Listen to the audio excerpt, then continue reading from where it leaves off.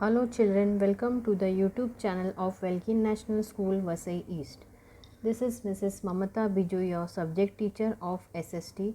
Today I will be teaching for Standard 8, that is History, chapter number 13, Fulfillment of Struggle for Independence.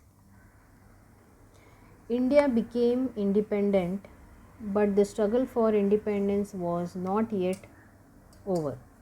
There were many princely states in India. These princely states had the right to either merge with India or remain independent. Therefore, the Congress' dream of undivided India remained incomplete. Due to the independent princely states, India was going to the fragmented into many parts. The Portuguese and French powers had not withdrawn their control over some parts of India, but the country solved this problem very firmly. This chapter will deal with the information on it. Now over here in this paragraph they have explained that India became independent, but the struggle was still on princely states and had a choice, either merge with India or remain independent. And the Congress idea is that they wanted to idea that is undivided India dream remained incomplete. So the Portuguese and the French powers, their control was still there in some parts of India.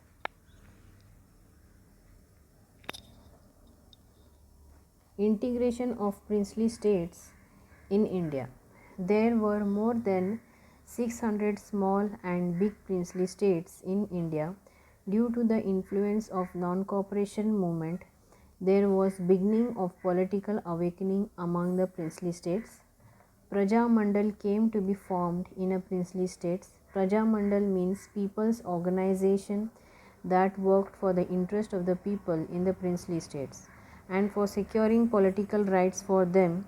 In 1927, such Praja Mandal came together and formed an All India States People's Conference. Due to it, the movement in princely states got an impetus. After the independence of India, the then Home Minister Sardar Vallabhbhai Patel were diplomatically found out the way of merging the princely states in India. He took the ruler of the princely states into confidence and prepared an instrument of accession acceptable to all. Now over here in this paragraph they have explained that there were 600 princely states in India. Okay. Praja Mandal was formed in the princely state, and this was about the people's organization who works for the interest of the people in princely states for securing political rights for them. Now Praja Mandal came together and founded All India States People Conference. Now after the independence, Home Minister Sardar Vallabhbhai Patel found a way of emerging princely states in India. He took all the rulers of princely states into confidence and prepared an instrument of accession.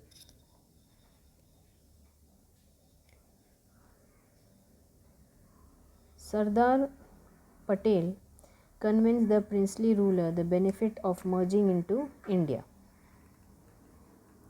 The ruler gave good response to his appeal. All the princely states merged into India except the state of Junagadh, Hyderabad and Kashmir. Sardar Patel took a firm stand and solved the issue of merger of princely states. Now over here in this paragraph they have explained that Sardar Patel told all the benefits to the princely state ruler for emerging into India. So the ruler gave good response, and then all the princely states merged to India except the state of Junagadh, Hyderabad and Kashmir. Merging of Junagadh. Junagadh was a princely state in Saurashtra. The people there wanted to be merged with India, but the Nawab of Junagadh was thinking of joining Pakistan. The people strongly opposed his decision and the Nawab left for Pakistan. Later in February 1948, Junagadh got merged into India. Now, in this paragraph, they have explained that Junagadh people wanted to merge with India, but Nawab of Junagadh thought to join Pakistan, in which the people opposed his decision and Nawab left to Pakistan. Then, in Feb 1948, Junagadh merged to India.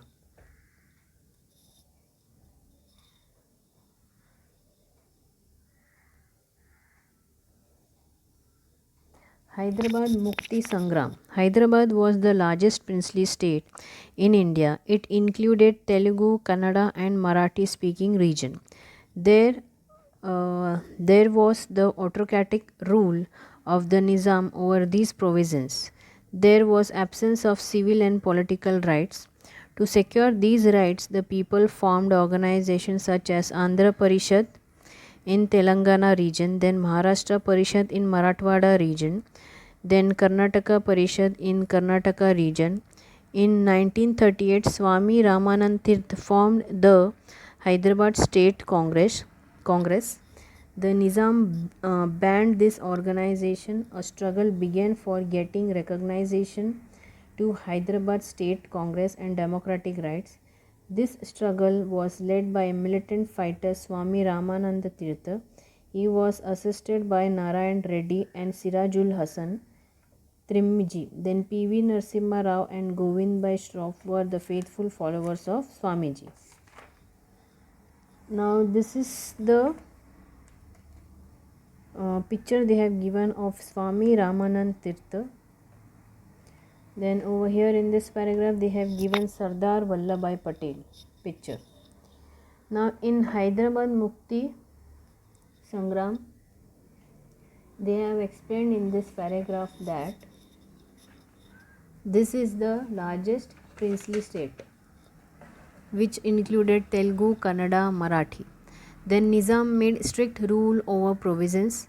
There was no civil and political rights, so the people formed organization called Andhra Parishad in Telangana region, then Maharashtra Parishad in the Marathwada region, Karnataka Parishad in the Karnataka region, and Swami Ramanand Tirth formed the Hyderabad State Congress, and his assistant Narayan Reddy, Sirajul Hasan Trimji, then P.V. Narasimha Rao, then Govind Bhai Shroff. These are all the followers of him. In July 1947, Hyderabad State Congress passed a resolution for merger of Hyderabad state into India. The Nizam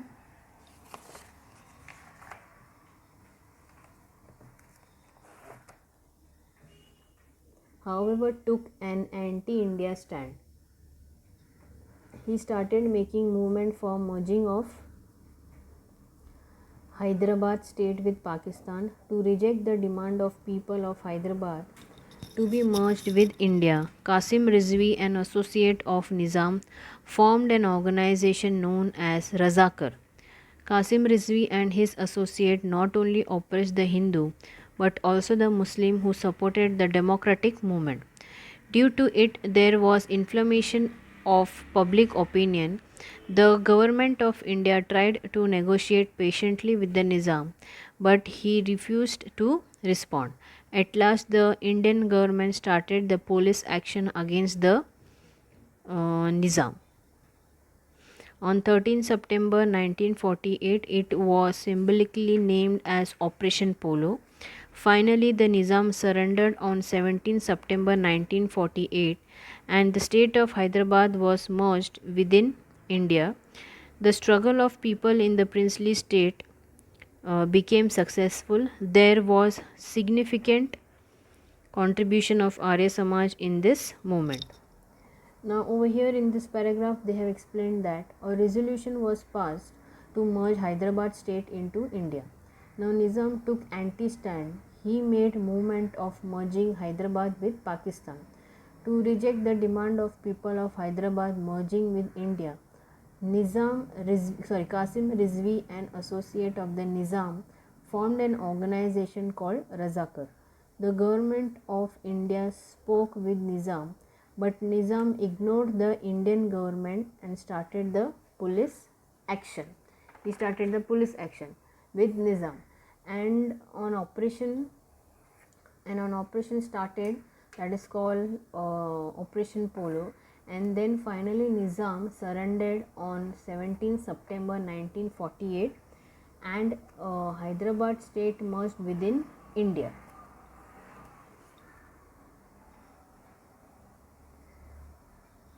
Contribution of Marathwada in the struggle for liberation of Hyderabad. In this struggle, Swami Ramanand Tirtha, Govindbhai Shroff, Anand Bolerao, Ashati Wagmare, etc. made a valuable contribution. Through the movement of Vande Mataram, students participated in the struggle for liberation of Hyderabad. Similarly, in this struggle, Ved Prakash, Shamlal, Govind Pansare, Bahiji Shinde, Sridhar Vartak, Janardhan Mama, Shoaib Ulha Khan, etc. embraced martyrdom. Their sacrifice proved to be inspirational to the Indian. Thus, we can understand that the leader and the people in the Marathwada had a lion's share in the struggle for liberation of Hyderabad. 17 September is celebrated as Marathwada Mukti Din in Marathwada to commemorate the struggle for liberation of Hyderabad. Marathwada was not included in Free India on 15th August 1947. After the inspiring struggle of the people, this region was included in independent India in 1948. Now over here in this paragraph they have explained that there was a valuable contribution from Swami Ramanand Tirtha, Govindbhai Shroff, Anand Bolerao, then Ashtal Wagmare. Now from the movement of Vande Mataram, students participated in the struggle for liberation of Hyderabad, and they gave the embraced martyrdom, and in 17 September is celebrated as Marathwada Mukti Din because Marathwada was not in free in India on 15th August 1947. Problem of Kashmir. Hari Singh, the ruler of state of Kashmir, had decided to remain independent. Pakistan had intended to secure the merger of Kashmir with Pakistan. Due to this, Pakistan started putting pressure on Hari Singh. At the instigation of Pakistan, armed intruders attacked Kashmir in October 1947. At that time, Hari Singh signed the instrument of accession with India.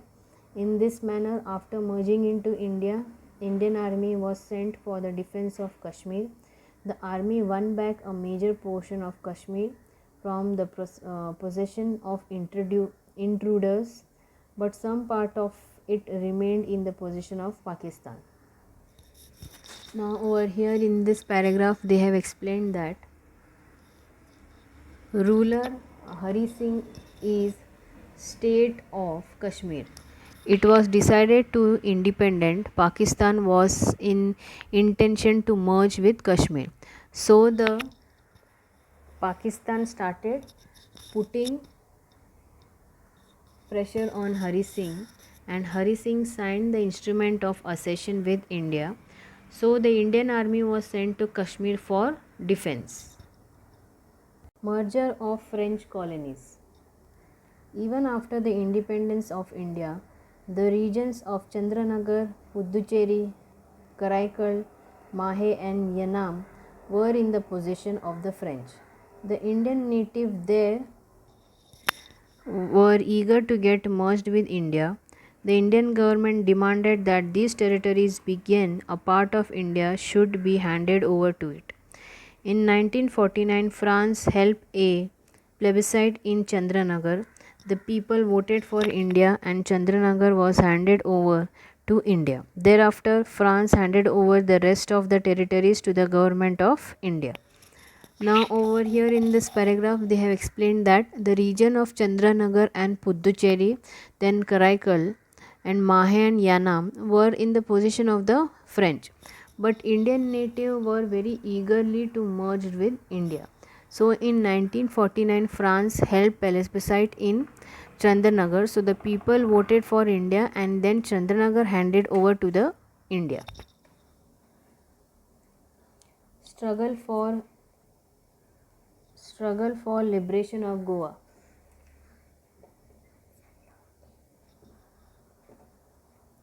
Portugal denied to hand over the territories under its possession of India.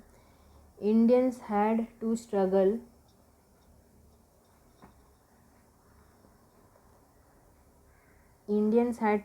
for securing these territories. In this struggle, Dr. T.B. Kunha was in the forefront. He worked to bring about an awakening of the people against the Portuguese government with the objective of building struggle against the Portuguese. He established the Goa Congress.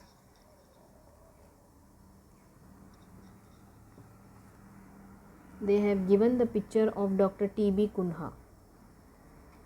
Committee. Later in 1945, Dr. Kunha founded the organization Goa Youth League in Mumbai. In 1946, he went to Goa and violated the ban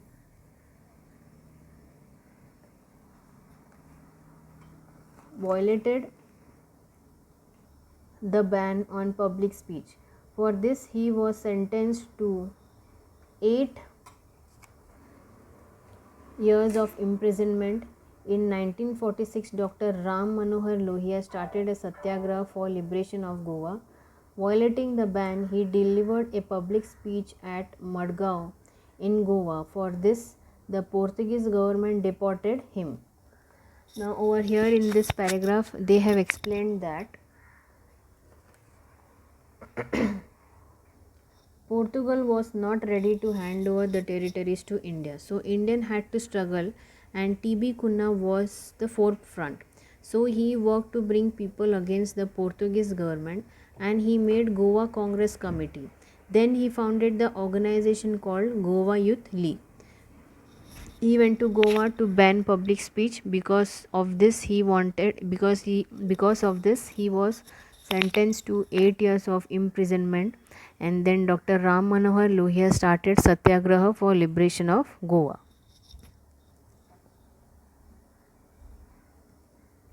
During the same period, the Azad Gomantak Dal was founded to liberate Portuguese colonies of Dadra and Nagar Haveli in Gujarat. On 2nd August 1954, youth of Azad Gomantak Dal was making an armed attack liberated the territories of Dadra and Nagar Haveli from Portuguese rule. Vishwanath Lavande, then Raja Bau, then Wakankar, Sudhir Padke, Nana Sahib Kajrekar and others took part in this attack. In 1954, Goa Mukti Samiti was formed. The Samiti sent many batches of Satyagraha for Maharashtra to Goa. Then N.G. Gore, Senapati Bapat, Peter Alvarez, then Mahadev Shastri Joshi and his wife Sudhatai and many others participated in the Satyagraha. Mohan Ranade was an aggressive leader in the struggle for liberation of Goa. The Portuguese ruler committed unlimited tyranny and atrocities on the Satyagrahis. Due to this, the public opinion became more infuriated. Now over here in this paragraph, they have explained that Azad Gomantak Dal founded to free the Portuguese colonies of Dadra and Nagar Haveli in Gujarat. Then on 2nd August, the youth of Azad Gomantak Dal with the armed attack those territories of Dadra and Nagar Haveli from Portuguese rule. Those names which I have read just now, these all took part in the attack. So then in 1954, Goa Mukti Samiti, then Goa Mukti Samiti was formed, and this Samiti sent many batches of Satyagrahi from Maharashtra to Goa, and the names which I have read, they participated in Satyagraha, but Mohan Ranade was an aggressive leader for the liberation of Goa. The struggle for liberation of Goa took up a fiery form. The Indian government was patiently holding negotiation with the Portuguese government, but they did not respond. At the end, the Indian government unwillingly took the decision of using military forces. In December 1961, the Indian army entered Goa. In a short period of time, the Portuguese army surrendered on 19th December 1961. Goa was liberated for Portuguese domain, and imperialism was completely rooted out from the Indian soil, and the India's freedom struggle was truly fulfilled. Now over here in this paragraph they have explained that the struggle for liberation of Goa took a strong form, where the Indian government was calmly negotiating with the Portuguese government, but they did not respond, and then Indian government finally used military forces, and in 1961 the Indian army entered Goa and then Portuguese army surrendered.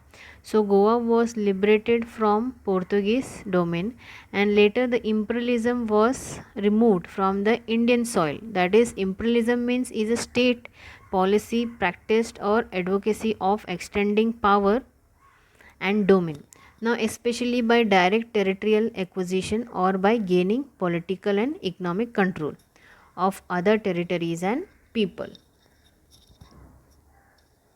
Then on 19 December 1961, Goa was liberated from the Portuguese domain. So students, this was all about the chapter. Hope you all have understood this chapter. Bye students, take care and have a nice day.